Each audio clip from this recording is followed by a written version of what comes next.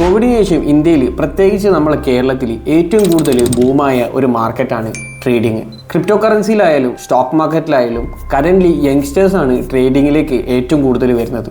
Below 35 ഏജുള്ള ആൾക്കാരാണ് ഇവർ അധികം പേരും. Securities and exchange board of India അഥവാ സെബി 2024 കുറച്ച് കണക്കുകളൊക്കെ പുറത്തു വിട്ടിട്ടുണ്ട്.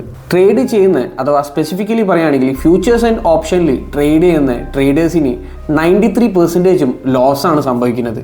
ഇതിന് പുറമെ 2024 മാത്രമായിട്ട് ട്രേഡേഴ്സിന് 750 ബില്യൺ റുപ്പീസിന്റെ ലോസാണ് വന്നത്. 2022 മുതൽ 2024 ടൈം ഗ്യാപ്പിൽ 1.81 ട്രില്യൺ റുപ്പീസിന്റെ ലോസാണ് ഇൻഡിവിജ്വൽ ട്രേഡേഴ്സിന് വന്നത്. അഥവാ എന്നെയും നിങ്ങളെയും പോലുള്ള ആൾക്കാർക്ക് വന്ന ലോസ്. ഈ വീഡിയോയിൽ നമ്മൾ എക്സ്പ്ലോർ ചെയ്യാൻ പോകുന്ന ടോപ്പിക്കാണ് ട്രേഡിങ്ങിന്റെ ഡാർക്ക് റിയാലിറ്റി. സെബിന്റെ ലേറ്റസ്റ്റ് റിപ്പോർട്ട് പ്രകാരം ഷോർട്ട് ടേം സ്റ്റോക്കിൽ ട്രേഡ് ചെയ്യുന്ന ആൾക്കാർക്ക് 70% ലോസാണ് വരുന്നതെന്നാണ്.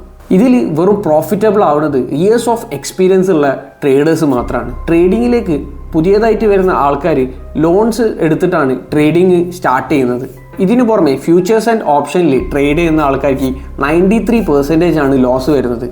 ഇത്രക്കും ലോസ് വന്നിട്ടും ഫ്യൂച്ചേഴ്സ് ആൻഡ് ഓപ്ഷനിലേക്ക് വരുന്ന ആൾക്കാരുടെ എണ്ണം കുറയുന്നില്ല.